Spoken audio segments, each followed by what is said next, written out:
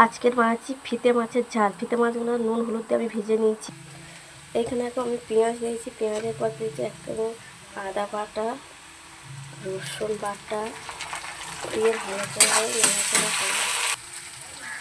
নাড়াচাড়া করাম। তারপরে আমি টমেটো বাটা, টমেটো আর কাঁচা লঙ্কা একসঙ্গে পেস্ট করেছিলাম, সেটা দিয়ে নাড়াচাড়া করলাম।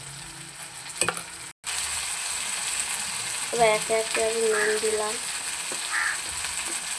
হলুদ পরিমাণ মতো,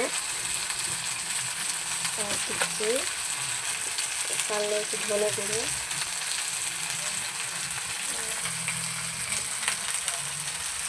আর দিচ্ছি জিরে গুঁড়ো,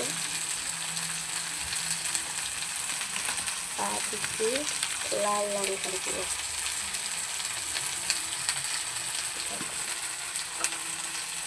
দিয়ে এবার সামান্য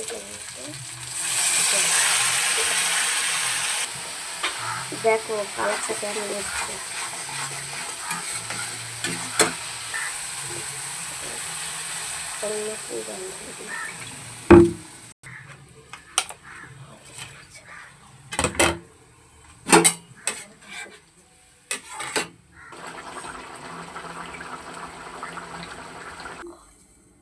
আমার রেডি ফিতে মাছের ঝাল।